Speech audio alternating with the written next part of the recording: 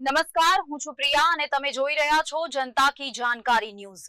નજર કરીએ આજના સમાચાર। ધાંગધ્રા તાલુકા વાદગડ ગામે ઝાલાવાડ પંથકના ખેડૂતો માટે પ્રેરણાદાયી અને માર્ગદર્શક સમાચાર સામે આવ્યા છે। ધાંગધ્રા તાલુકાના વાદગડ ગામે world green agro company limited દ્વારા દાડમની આધુનિક ખેતી અંગે વિશાળ સેમિનાર યોજાયો હતો, જેમાં 2000થી વધુ ખેડૂતો ઉપસ્થિત રહ્યા હતા। ધાંગધ્રાના વાદગડ અને રણમલપુર પ્રગતિશીલ ખેડૂત ચંદ્રકાંતભાઈ ઈશ્વરભાઈ પટેલે પોતાની જમીનમાં દાડમનું વૈજ્ઞાનિક પદ્ધતિથી વાવેતર કરી અને આંતરપાક પદ્ધતિ અપનાવી સફળતા મેળવી છે। દાડમની ખેતીમાં કંપની દ્વારા સૂચિત ઉત્તમ ગુણવત્તાવાળી દવાઓ અને બિયારણનો ઉપયોગ કરીને ઉત્તમ ઉત્પાદન મેળવવામાં આવ્યું છે। તેમની આ સફળતા અન્ય ખેડૂતો માટે પ્રેરણારૂપ બની છે।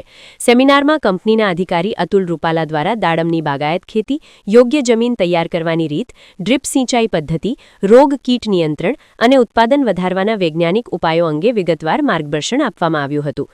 ખાસ કરીને સરકાર દ્વારા બાગાયત ખેતી માટે અપાતી સબસિડી અંગે પણ ખેડૂતોને માહિતગાર કરવામાં આવ્યા હતા।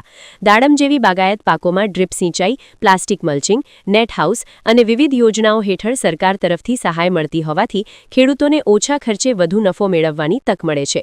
વિધિવત આયોજન અને વ્યાપક ઉપસ્થિતિને કારણે આ સેમિનાર ખેડૂતો માટે જ્ઞાનવર્ધક સાબિત થયો હતો। દાડમની ખેતી આજના સમયમાં વધુ નફાકારક અને નિકાસલક્ષી પાક તરીકે ઊભી રહી છે, જે ખેડૂતોને આર્થિક રીતે મજબૂત બનાવવામાં સહાયક બની શકે છે। ઝાલાવાડ પંથકમાં બાગાયત ખેતીનો વ્યાપ વધે અને ખેડૂતો આધુનિક ટેકનોલોજી અપનાવી સમૃદ્ધિ તરફ આગળ વધે તેવો સંદેશ આ સેમિનાર દ્વારા આપવામાં આવ્યો હતો। રિપોર્ટર હિતેશ રાજપરા, સુરેન્દ્રનગર। મારું નામ છે ચંદ્રકાંતભાઈ ઈશ્વરભાઈ। આ દાડમની જે ખેતી આપણે કરી બરોબર ને, તો દાડમ વિશે સારામાં સારી ખેતી ગણાય। કે પહેલા વર્ષ અમારા બરોબર વળવા વાવતા હતા, કે કપાસ વાવતા, એરંડા વાવતા, જીરું વાવતા, એને કરતાં તો સારામાં સારી આ ખેતી બાગાયત ગણાય ટૂંકમાં। અને એની માટે સરકાર જે સબસિડી આપણને આપે છે બરોબર ને, તો એકડે એકથી આપણને આપે છે કે દાડમના રોપા જ્યારે આપણે લઈએ બરોબર ને, ત્યારે દાડમના રોપાની સબસિડી આપે છે। પછી ટપક જ્યારે આપણે કરાવવાની હોય તો એની અંદર ટપકની સબસિડી આપણને આપે છે બરોબર ને। અને બીજા નંબરમાં કે દાડમનું જે ઉત્પાદન છે ને, એ સારું એવું ઉત્પાદન ગણાય ટૂંકમાં શું। અને આવકમાં જે રહીને ઓલા કરતાં, જે કપાસ કરતાં, એરંડા કરતાં, જીરું કરતાં, એના કરતાં સારામાં સારી આવક આ ગણાય દાડમ। બાગાયત માટે સારામાં સારી ખેતી બાગાયત ગણાય ટૂંકમાં।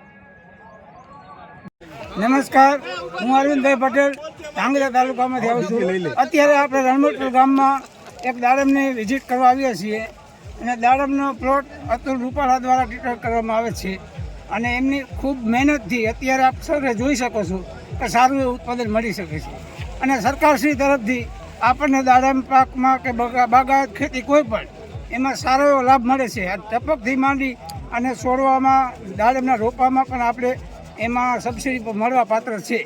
તો સર્વે ખેડૂત મિત્રોને જણાવવાનું કે ગમે ત્યારે આપણે દાડમનો પાક કે કોઈ બાગાયત કરવી હોય તો સરકારશ્રી તરફથી મળતો લાભ લો। અને એકંદરે આ વસ્તુ બહુ સારી એવી છે કે જે ખેડૂતોને આગળ જતાં મબલક પાકનું ઉત્પાદન મેળવી શકે છે।